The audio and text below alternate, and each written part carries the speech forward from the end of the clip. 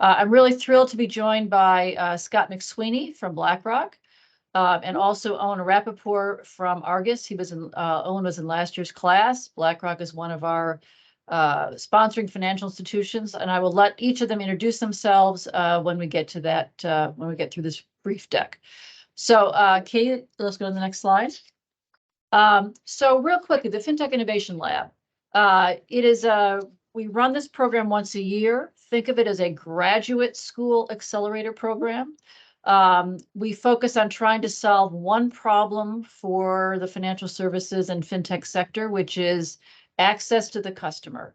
We recognize, as do our financial services partners, that can be difficult to navigate.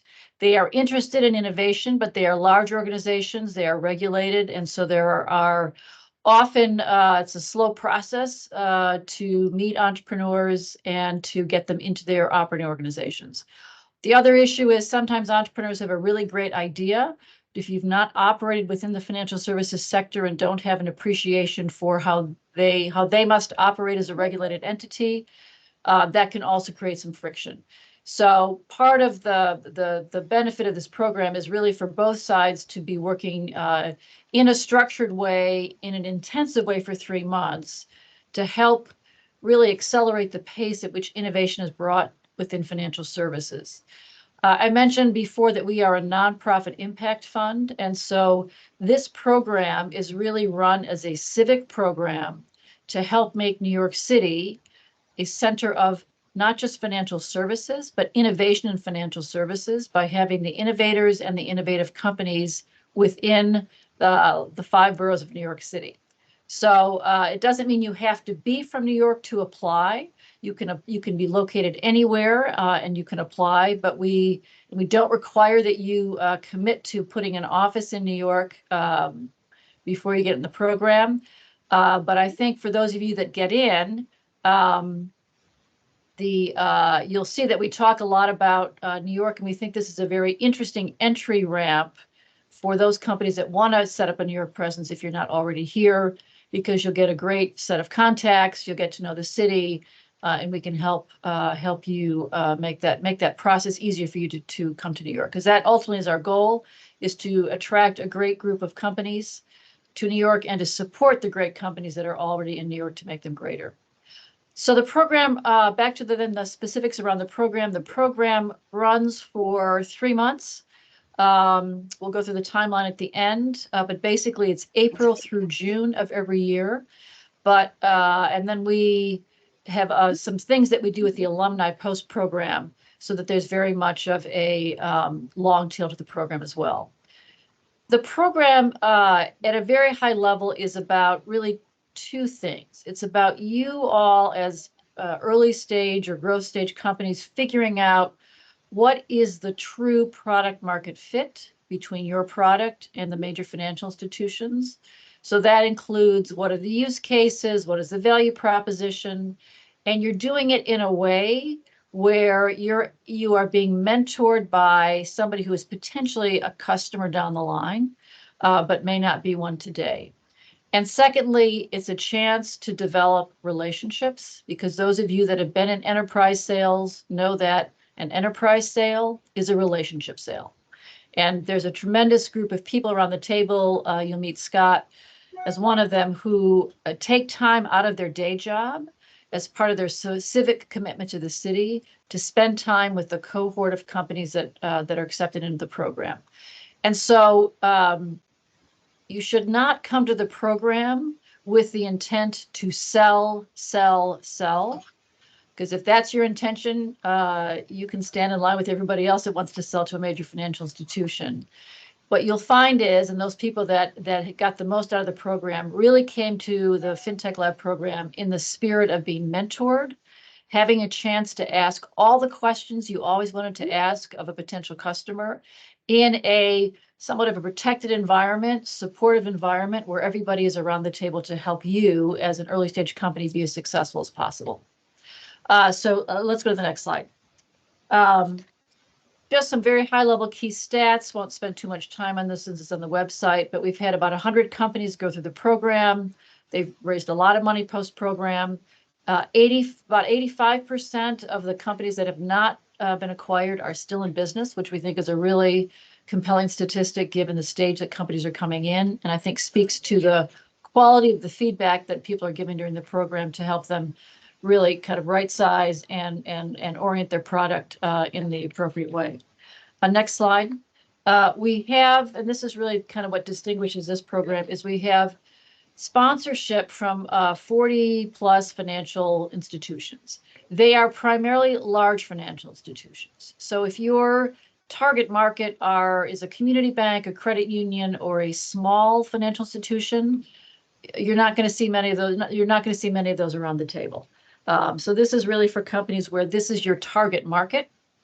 We have a mix of kind of the full range of financial services. So we have banks, commercial banks, investment banks, money management firms, a couple of hedge funds, and we have insurance. We run a sort of FinTech and InsurTech track parallel. What we have found is in every class, there's about a third of the companies that are strict FinTech, where a bank is their customer. Another couple that are strictly InsurTech, where an insurance company is their target customer. But we've got a lot of companies where it's a more a broad-based product, an enterprise, where your customer is a large enterprise. Could be a bank, could be money management, could be insurance. And so if those of you who are doing really well in financial services, but want to explore an insurance use case, this is a very interesting program for you, and vice versa. And in the application, you can indicate which of those tracks that you want to apply for, or you can apply for both of them. If you've got a product that's relevant to, like a cybersecurity product, more broadly, the financial services sector. We have a fantastic group of venture capital funds around the table. They take a little bit more of a backseat role. There's no funding provided here because, as I said, we're a graduate school, and we assume you've already raised some money to get to this point. What we hope we do through this program is get you ready to raise your next round with a lot of really interesting traction from some potential customers. So this group of VCs is around the table. They are part of the selection process, and they also are available as needed or wanted by you for mentoring, feedback, etc. Next slide. So I've already talked about a number of things that companies receive, but just to put a kind of finer point on it, that group of 40 financial institutions, they are the ones that select the cohort of 10. So we go through a multi-stage selection process. There's a written application. In early February, there are a series of oral pitches and a demo and a chance for you to do a product demo to executives from the financial institutions on that previous page. We then ask them, who are you, who are they most interested in mentoring or working with during the 3 months? And that is what determines the class. So you receive an offer to come into this program because a critical mass of the institutions on that previous page are interested in you. Because if they're not interested in you, it's not worth your time. It's not worth their time to spend the 3 months spending time with you. So what that means is that each of the 10 companies that are accepted into the cohort are officially assigned to between 4 and 6 of those participating financial institutions. And then what happens is you have a very intense engagement that is customized to you during the course of the 3 months. You'll have a chance to meet the balance of the organizations, the sponsoring financial institutions during the program, but you're going to be intensely engaged with the ones that are officially assigned to you. Most of the companies leave with a POC, either in discussion or sort of underway. 3 months goes really fast. So unless you've got a very light touch piece of technology, you're probably not going to get a pilot or POC done. But it's about getting that engagement underway. There's no fee to apply to the program. What we're hoping is that the return is for the New York economy. If you're in New York, you'll create jobs and end up paying taxes. And if you're not in New York, you'll end up setting up an office. Let's go to the next slide.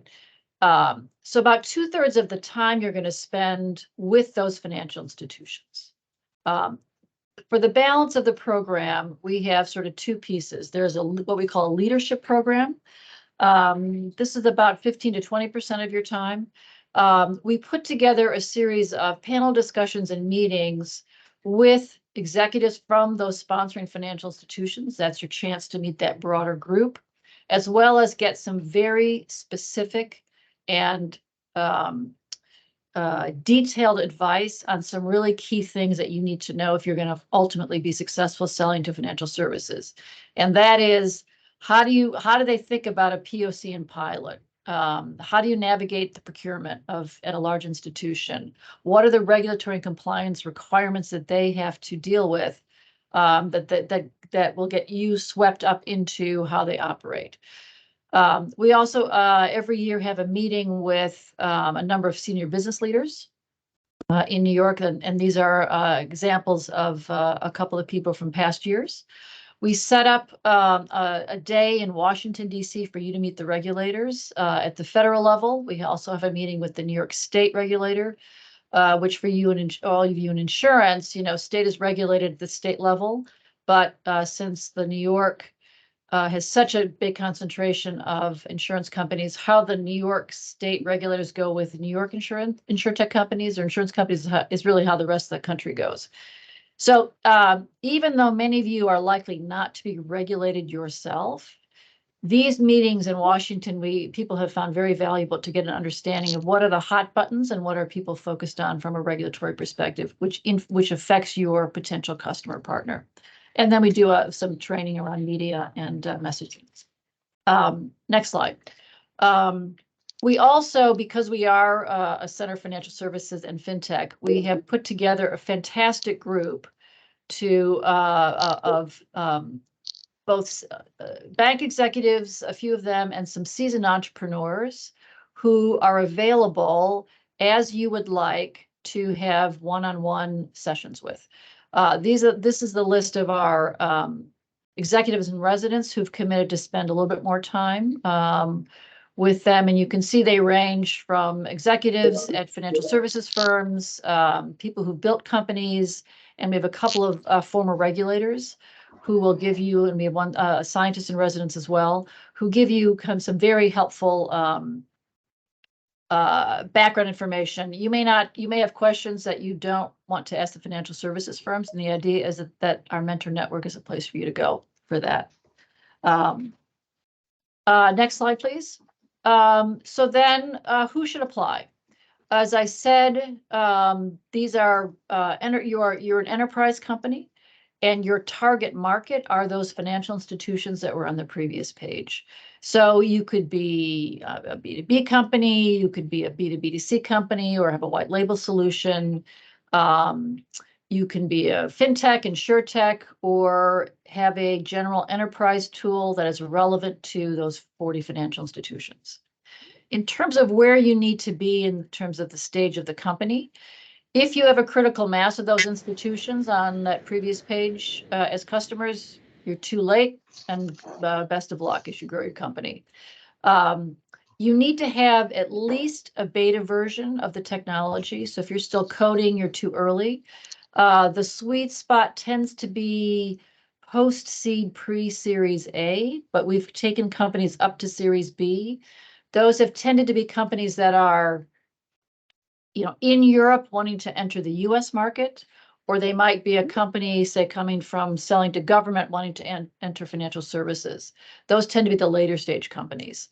The seed stage companies tend to be more kind of classic FinTech and InsurTech. Then, as I mentioned, this is all about New York City. You really have to be prepared to be in New York between late March and late June. And although we have moved a lot of our many of our activities online, witness this webinar, as I mentioned earlier, one of the key things about an enterprise sale is it's a relationship sale, and it's really hard to develop a relationship of substance via Zoom. And for those of you that have been following the press, many of the financial services firms are requiring their employees to be back, if not full-time, near full-time. So those executives that you're going to be dealing with are going to be in their office. And that's really part of the reason for you to be in New York for the program. We have a number of in-person panel discussions and meetings, want to make sure that you're here to take advantage of as much as possible. Next page.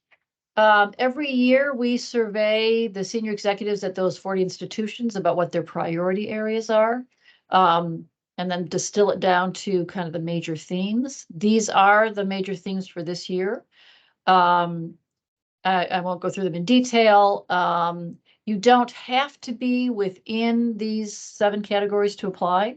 Every year there seems to be one company that gets in where it was nobody thought about that, but that's kind of an interesting, new tool. But just this gives you a sense of where their kind of what their priorities are in terms of what they're looking for. And then lastly, these are the key dates on the next slide. Applications are due in 2 days, November 30th at midnight. So you've got another couple days to finish things up.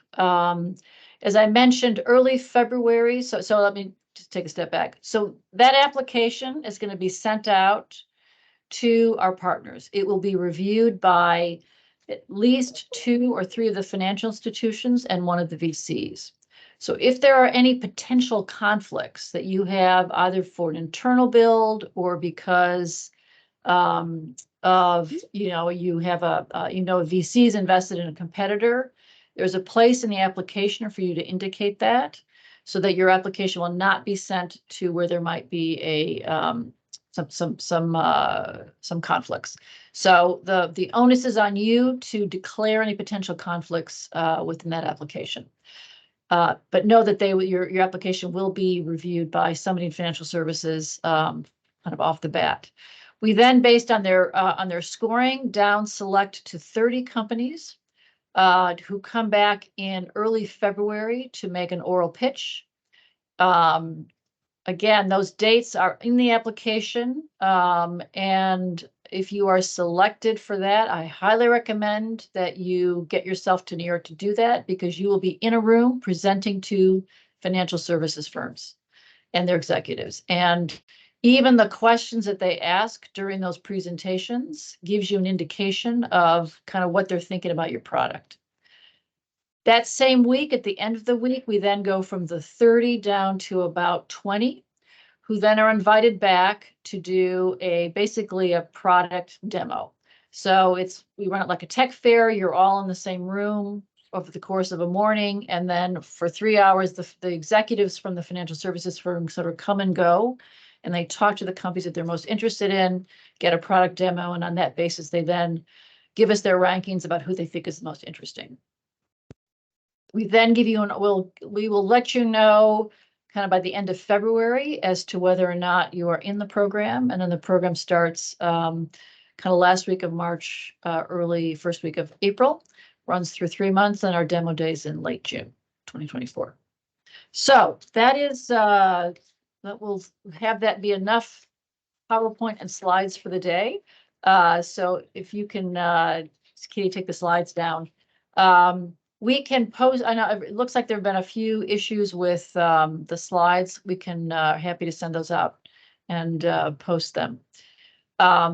So we're going to have questions until the end, because I want you to hear from, not me, I want you to hear from, I think you've heard enough from me, but I want you to hear from our 2 panelists about their kind of their real life experience in the program.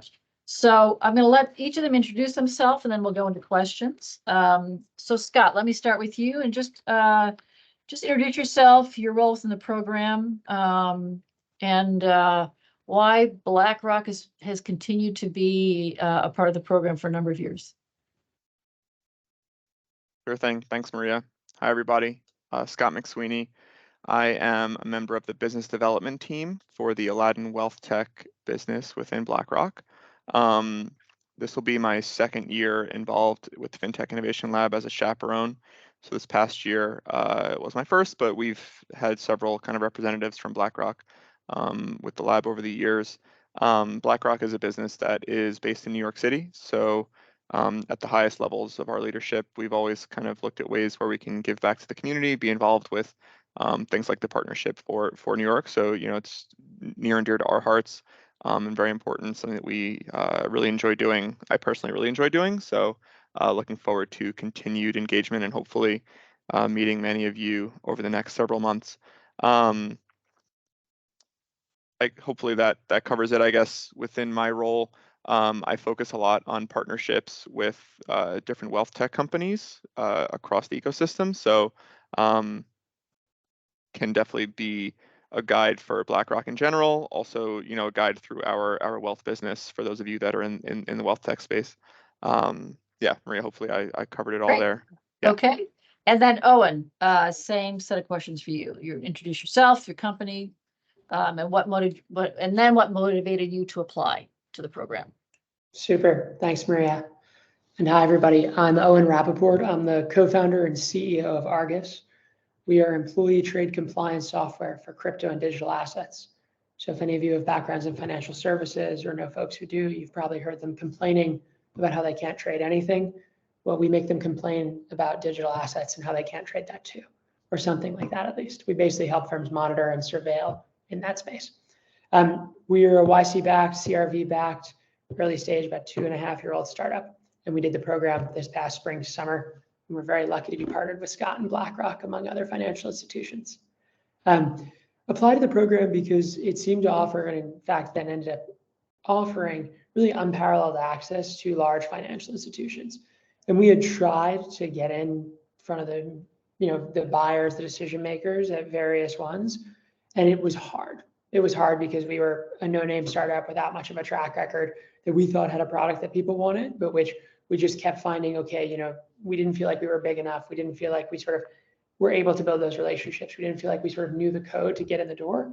And then we very much saw the lab as an opportunity to come in, build those relationships in a more sort of more informal and less salesy setting, and then ultimately use those to build and go forward and do it with other financial institutions, other similar partners. So that's really why we applied to the lab, was the access it offered. Great. And just a sort of a clarifying point, when we, each of the financial institutions that are on the table really sort of selects two individuals who we face off with during the program. One is an executive sponsor. That person tends to be at a sort of CIO, CTO level within the organization. They are senior enough that in their name, meetings can be requested and resources marshaled. And then the person that actually does all the work is the chaperone, which is what Scott referred to himself. And it is the chaperones that you, during the course of the program, have the most contact with. They are the ones that are really coordinating your activities within their organizations during the course of the 3 months. So they're helping you get the meetings, they're helping you get access to the right people, they're helping to interpret what you heard in a meeting, well, this is what they really are talking about, and they can give you some background about what's happening within the organization. So just a clarifying point. So with that, Scott, I'm going to come back to you and just talk about your role as a chaperone.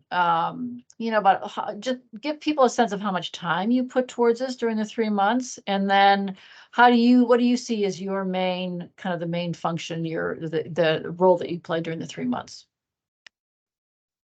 Sure. So, I mean, it's no secret BlackRock is a fairly large and complex organization. I've been here 2.5 years, and I'm still learning and meeting new people and meeting new teams. So, for the firms that partner with us, I see my role primarily as helping guide them through the organization, who the best people to talk to are, who are decision makers, who are groups that will be interested in what their product is or what their market is, or will at least have some sort of interesting information or guidance for our partner. And in Owen's case, I think we'll talk more about some of the specific things that we did with Argus in particular. But in general, we aren't looking, at least upfront, to Maria's point earlier, we aren't looking to buy or be sold to. It's really how can I connect our firms that we're partnered with the right experts within BlackRock to make sure that they're getting the most value possible out of the program.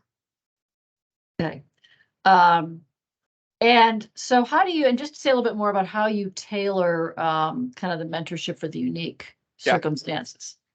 Sure. Yeah. So I mean, I'll use Owen and Argus as an example, and I can speak to others certainly as well. But Argus being a kind of firm that's focused on crypto, some of the most important meetings I think that we facilitated were with some folks within BlackRock that are looking into different aspects of crypto and like Web 3.0, right? So how are we looking at stable coins, or how are we looking at how our employees are investing and trading? Obviously, we're highly regulated around securities trading. So, we connected Owen with our compliance team that covers, personal trading by our employees, things like that. I also worked with a company that had a solution for financial advisors that was based in kind of AI and next best action. So making connections within my team that are kind of experts in wealth tech, as well as some of our members of our AI lab who are looking into applications of AI. So those are some examples, but really illustrating the point of trying to tailor what the company I'm working with does to the right experts within the firm. It's kind of the overarching point. Okay, great. So then, Owen, switching over to you. Scott gave a nice overview about what they did within BlackRock, but just talk about your experience of being mentored by multiple institutions. What was similar, what was different, and how did you manage the conversations with them during the course of 3 months? Yeah. So I think given what we do, right, crypto compliance, there were two very clear asks, which Scott delineated nicely. The crypto digital assets, whatever you want to call it, team, the compliance team. And specifically for us, that's probably a sort of surveillance, control room, employee compliance type function. And so those two pieces consistently across all the large financial institutions we were partnered with, so we ended up with 5 partners, right, were sort of the obvious ones. Hey, these are the right people to meet. And those were in many cases for us, the really insightful conversations where we got a sense of what does the firm's crypto strategy look like for the next 2, 3, 5 years. And then we also got a sense of what does their compliance strategy look like in turn and in parallel to that crypto strategy. I think where the large financial institutions differentiated a little bit was what Scott described as sort of navigating the organization to find value elsewhere, right? Okay, we're crypto compliance. Let me introduce to crypto. Let me introduce to compliance. But to use the BlackRock example, right? Scott, for instance, also introduced us to his user experience, like front-end developer team. And we sat with them for an hour and literally demoed them our product. And they gave us incredible feedback on like, hey, this button's gray and I can't see it. You should make that better, right? And this is the kind of thing which, we're not a developer, sort of user experience developer focused organization. We're a startup, like we're hiring basically the fundamental engineers and not much else. And so to have people who have spent 20, 30 years building incredibly good interfaces for people to do things in financial services and get that kind of feedback was awesome. In a similar vein, right? Scott introduced us to his crypto data team. So yes, crypto, but also this sort of broader data idea. And basically, hey, these are the people who are thinking about what does the data landscape look like here? What are adjacencies where we could use our software? And so that was some of the richness that we got from a financial institution, which went beyond just the obvious crypto compliance. It was no, there are also other things that can inform your product, that can inform your go-to-market, that can inform adjacent use cases that I think partnering with institutions like a BlackRock exposed to us, which we wouldn't have really had otherwise. Okay, great. So Scott, back to you.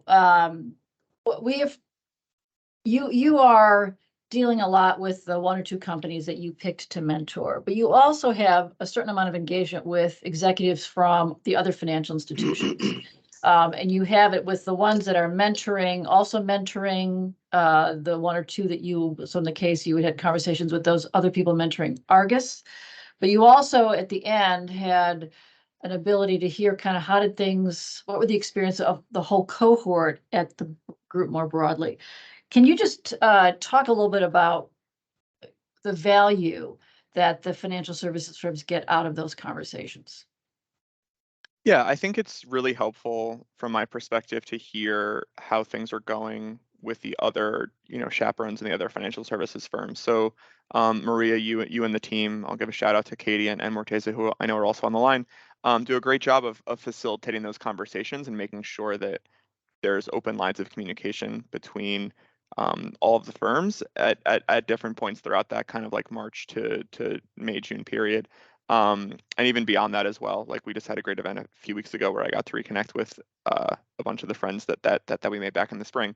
But hearing how things are going and hearing another firm introduce them to this group, and that kind of gave me an idea. Oh, like we have a parallel team, we should do that. Or oh, like when they came to this meeting, they asked these questions and be prepared for these questions. Or when you bring the startup to your engineers, like our engineers ask this question, maybe your engineers will have a similar question or have it poke a hole in this. I'm just kind of giving ideas, but like getting that kind of cross pollination from my side, I think really helps us then go on to enrich the experience for the startup after that point, right? And hearing the perspectives and the things that the other firms are kind of taking their partner firms through. So I think that's a really important part of the program that definitely is worth calling out, and I think gave a lot of value for us at BlackRock, but also then we were able to deliver that value back to the startups that we were working with.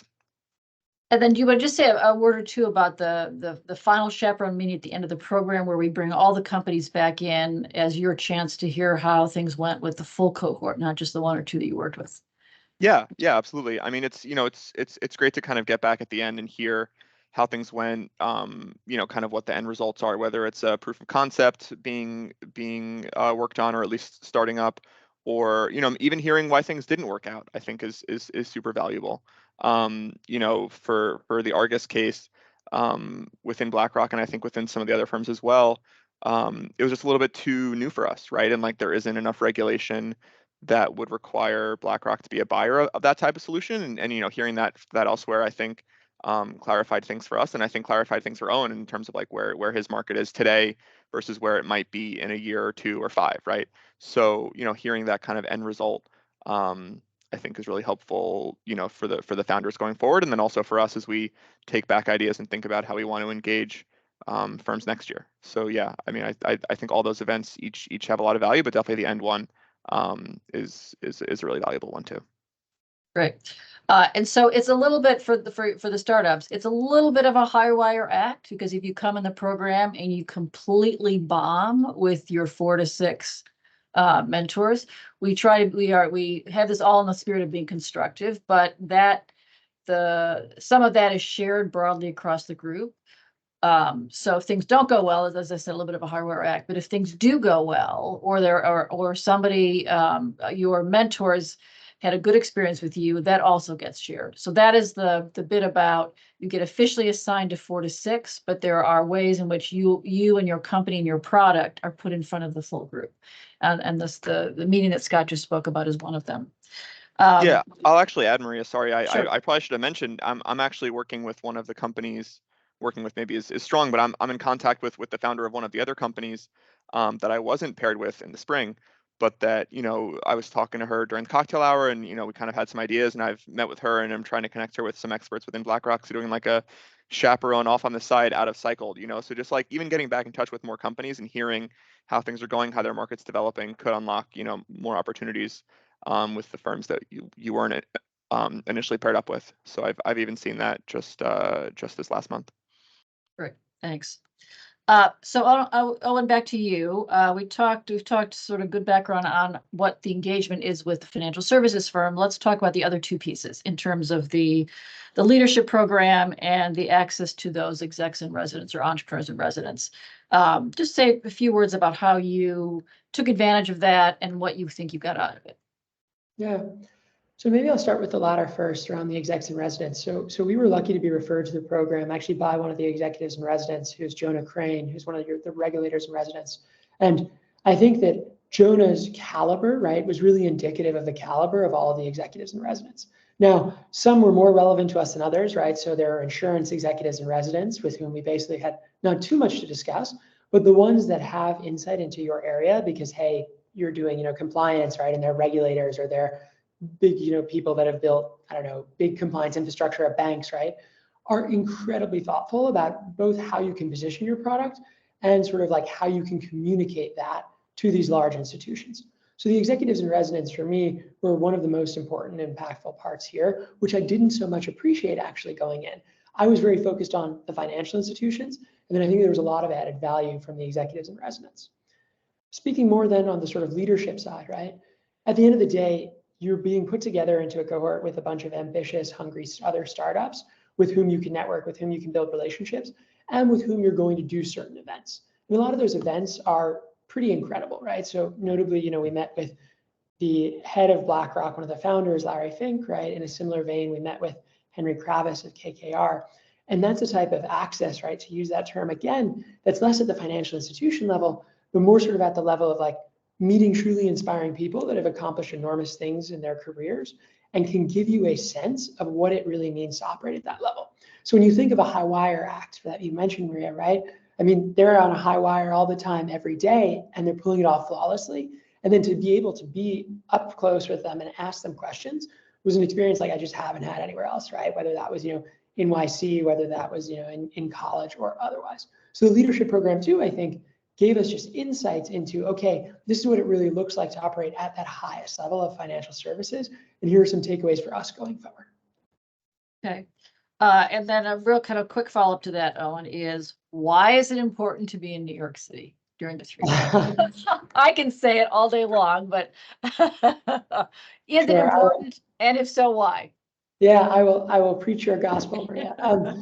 So what I would say is that a lot of the financial institutions are in person, as Maria mentioned. This is especially the case in, these large traditional firms, which have been in person for 200 years, and, they're not going to change just because there was COVID for 2 years, right? And so what that meant was I'm based in New York. I had, I don't know, 15, maybe 20 in-person meetings over the course of the program, right?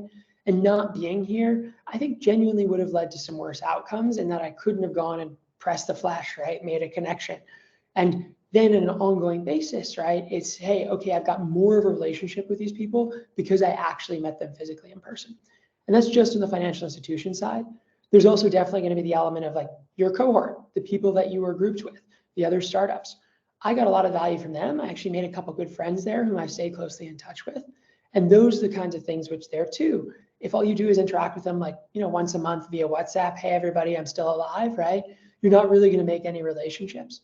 So being in New York, because a lot of them will also be in New York, is critical there too. So I think both on the sort of external facing and the internal facing piece, being in New York is very important for us. Okay, thank you. So let's, in the final minutes before we open to Q&A, just a couple of things about the application. So Scott, from your perspective, what are you looking for in the application and any advice you have on how to stand out? Let's start with the written application. Sure. Yeah. I mean, I think, the themes that you flashed on the screen on your slide earlier, Maria, and, apologies to those of you maybe that, were seeing weird font on that. I saw some of your pictures you posted in the chat. It was definitely funny looking slide, but hopefully you get the slides after. But, a lot of the themes that were on there are probably the ones you could guess and the ones that, are very interesting, I think, to those of us that follow the tech trends and certainly interesting to BlackRock. Generative AI is everywhere, right? Crypto is still very interesting. I'm sure that those of you that follow the crypto markets know that BlackRock is taking a particular interest in that over the last few months. So I think, trends in those areas that are kind of cutting edge that will be, introducing solutions that aren't in the marketplace right now. Like that's all obviously the things that we really look for. I think for the application itself, I mean, a clear kind of, goal, product market fit and like target market are things that I think are really important just because that also helps me and the other chaperones help you target like who you should talk to and how we can most effectively help you. So I think, I would just summarize that as like a clear kind of vision in terms of who your market is, who you're looking to sell to, and how that relates to the financial services firms that are gonna be your audience would be the advice that I would focus on. Okay. And then we'll give the last question to Owen. So what advice would you give the people on the webinar about applying? And I think Scott covered the written piece. So how about it? Let's assuming they get selected for those days in February. What do you wish you would have known, and what advice would you give them for how to get through that successfully? Yeah. So I think to me, the big thing, which I sort of realized as I was going through the live application and interview process, so those 2 days in February, the first and the callback, was that really it's the people in the room that are selecting you. And it's not this sort of abstract, your application will be fed into like a generative AI chatbot that will then read it and then we'll combine it with the video transcribing it to text, right? It's very much like literally those people that you are talking to are going to be the ones that put their hands up and say, I like this person, this company, this product, right? And so that doesn't mean go and be incredibly over networky, because I think like a hard sell probably wouldn't land very nicely. But what it does mean is that once you're in that room, like everything else outside it almost doesn't matter anymore. It's like, can you convince the people in that room that you understand their pain points, you've built something that's worthwhile, and you can get them excited. And I think therefore teasing that out a little bit, right? If you're in Scott's shoes, and this was feedback we sort of got thereafter, one thing you're also thinking about subconsciously at least is, do I feel like this person is going to be somebody that I might want to work with? Do I feel like this person is going to be somebody that I'm going to be okay giving feedback to, that they will take, right? And so however you can do that, presumably in a question and answer session, which we had both in the presentation day and then sort of on the product day, I think is a really nice place to just show that actually you're there willing to learn and interested in listening to people who have tons of experience and want to share that wisdom with you. Great opportunity to be in. Therefore, being able to take and think about that feedback was definitely something which I think helped us show that, hey, crypto compliance, it's niche, maybe you've not thought about it before, but like actually we're super interested in learning from these financial institutions and working with them. And I think maybe helped our application ultimately be successful. Great. And I'll just add one thing before we open it to questions. And make sure you talk about the problem you're solving for the financial institution, not just all the fabulous features of your technology. So with that, there's been a lot of chatter on the chat. I'm not going to try to read everything because I know Marteza has been reading, sort of answering questions as they go along. So why don't we do a Marteza, do you want to monitor the chat and send some questions that are sort of that haven't been answered? Should we start from the beginning? Yeah, so I think Henry has their hand up, so maybe we can. Okay, we'll start with hands. All right, Henry, go ahead. And again, these are questions, not a speech, followed by a small question. Get right to your question. Was that targeted at me? No, no, I did it before anybody spoke. Hi, everybody. I'm curious, I sense the sweet spot is figuring out the relevance of your solution to the corporate priorities. How do you, as a program, help startups figure out what those corporate priorities are so that those messages can be targeted? And then secondarily, how do you think about finding the right people of influence or decision-making within these organizations to partner with? Scott, why don't we send that to you? Sure. Yeah, I mean, I can definitely speak to that second part. I think, kind of goes back to what I was saying before, like when we get acclimated and kind of have that initial connection with our startups. Like for example, we were paired up with Argus and with one other firm in the spring. I kind of had a sit down with the founders of both firms right away and kind of really tried to understand what they're looking to get out of this in more detail, where they see value that they want to get from us, where they think they can bring us value potentially, and then really try to target specifically both what they asked for and then, as Owen mentioned earlier, even some things they didn't ask for that I think might be, beneficial to what they're bringing. So I think that's like a really important point, is like the kind of personalization and tailoring that I at least try to do. I won't speak for all the chaperones, but that's definitely something that's like really important for me as I've gone through this. I think back to the first part of your question, Henry, about how you tailor the message to the firms. I mean, Maria, and I don't know if you're one of the ones that couldn't read the list. So, once again, hopefully you get the slides later. But Maria flashed the screen of like all the companies that are involved and the companies you'll be speaking to. I would say do your homework, right? Like a lot of them are public, a lot of them, are in the news, and it's not a secret probably, like the things that BlackRock cares about certainly, and that all these firms care about over the next year or two. So I would definitely say, like, try to tailor your pitches appropriately based on what you know about those firms. There's a lot of public info about them, so I would say, try to think about that as you're preparing your pitch. I'll add one thing to that. If in your application or presentation, you talk about the target problem you're solving, also discuss enough about how you're solving that problem, because one thing that we have seen that is almost magical that comes out of the program is sometimes they'll look at what you have said of those two things and said, you know what, that's not really my problem, right? So you can guess their problem, but the benefit of this program is you're going to actually have people in the room that have the problem, so they can tell you if it's a problem or not. But then there's sort of a coda to that comment, which is, but which is a question, can your technology solve this other problem that you maybe didn't know that they had? And if the answer is yes, or I'm certainly happy to try, that can open up a whole new area of focus and use cases for you. And that's really, I think, one of the magic things that happens during the program by having the executive sponsors be these executives. That can happen only in that kind of a setting, so you don't have to guess. Thank you. Then there's somebody else with their hand up. I don't see a name. Share. I think it's Shireen. Shireen. Okay, Shireen. And if you had you're Yes. Shireen. There you go. Yes, Shireen. I had a quick question on some of the screening criteria because you noted Series C to Series B is really your sweet spot. Our team has already had an exit together, and so we're bootstrapping this startup as our next startup. So we won't have any fundraising detail because Not a we're not problem. planning. Okay. Not a problem. It's that's just to give a sense of, the stage. The critical thing is what point is your product at? Is your product, or will it be at a beta stage, a robust beta stage by January, February? That's the gating factor. It needs to be at a point where if a large institution wanted to do a POC, they could do it. Sounds good. Thanks. Other questions? Anything in the chat I should address? Timothy, you have your hand up. Would you like to go ahead?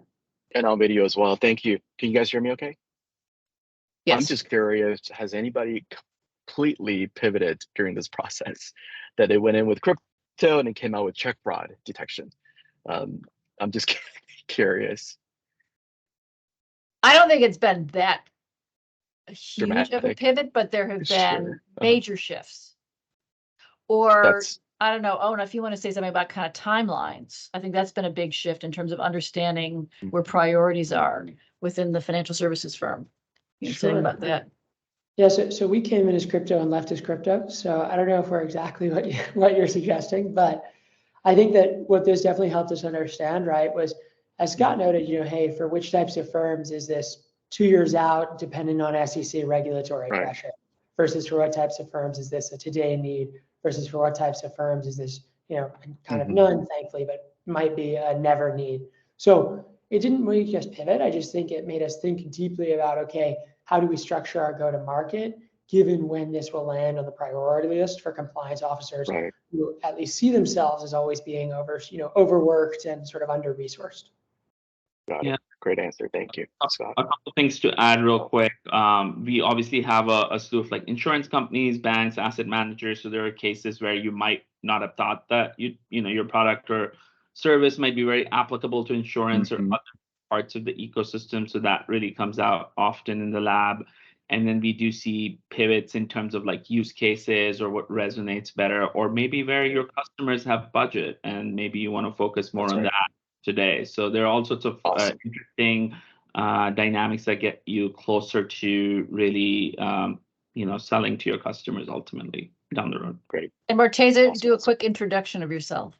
Yeah, absolutely. You have been getting a lot of emails from me and Katie. Katie and I run the lab. I have, about a decade in financial services and spend a lot of time working with entrepreneurs. Other questions?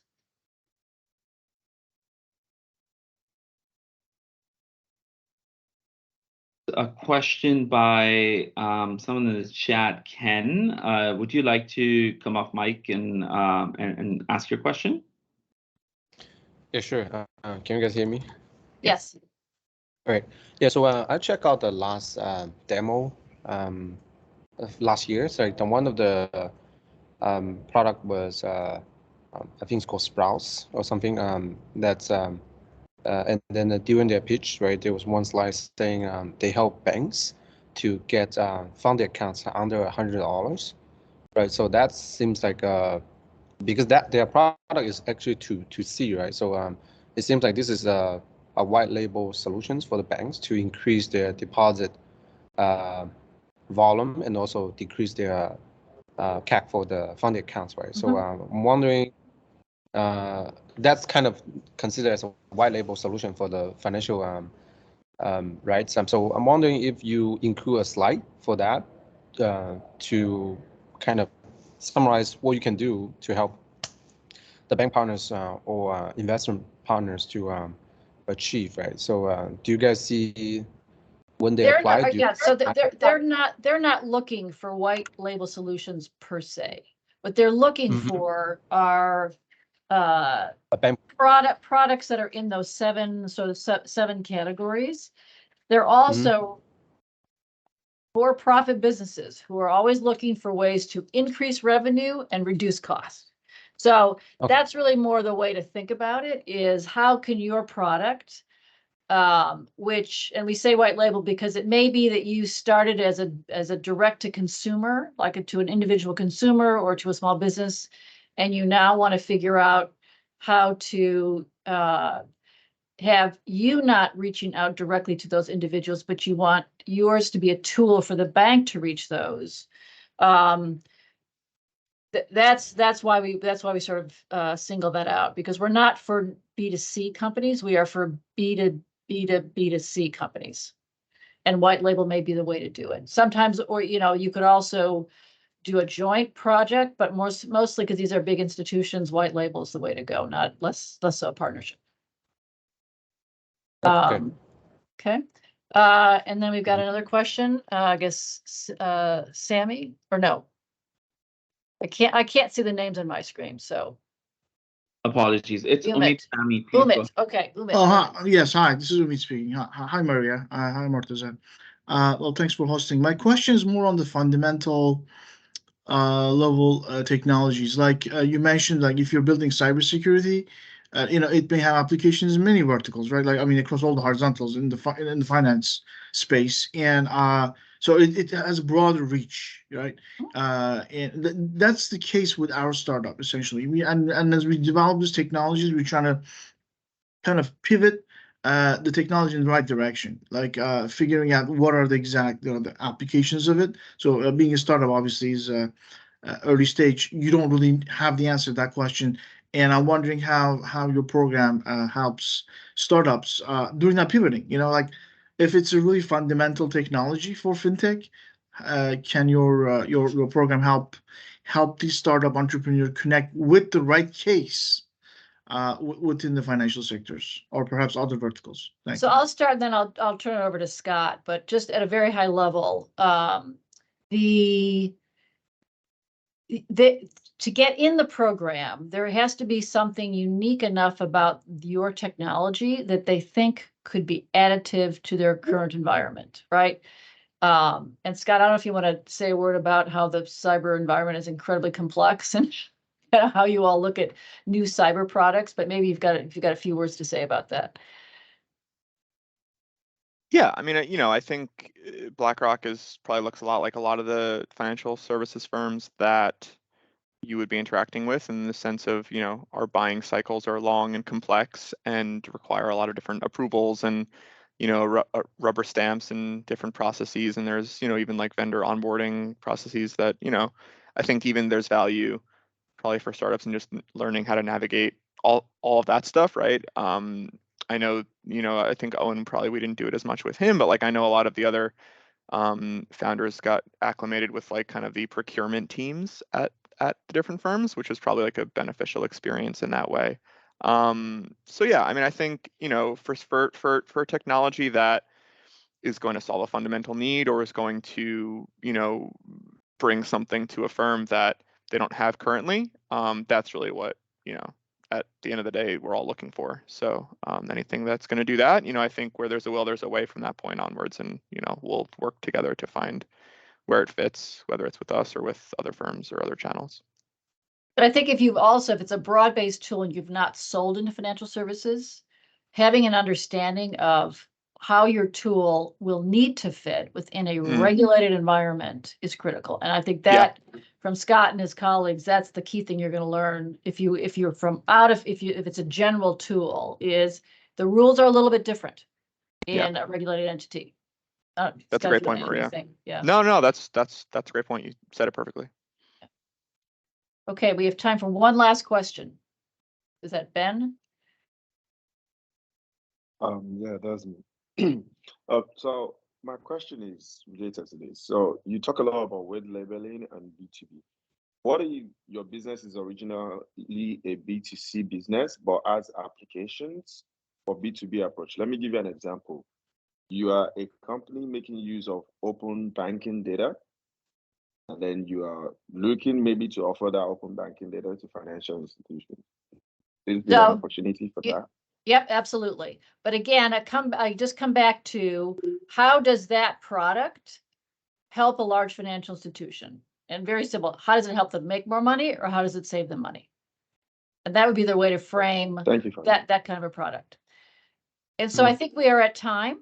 Thank you all for your attention. Again, applications are due November 30th. Morteza, I don't know if you want to add a final word on people have questions, etc. Yeah, we are just in the way if you have any questions. I think I want to finish on the note that don't feel discouraged if your product or tool does not really meet one of those 7 listed criterias. We have 40 plus organizations. That's just a summary. And if you, at the end of the day, think are doing anything that's interesting and relevant for large financial services institutions, we would love to see your application. So let me officially thank Scott and Owen for their time and insightful comments. I hope you all found it very interesting, and we hope to see your applications. Thanks, everybody. Thanks, everyone.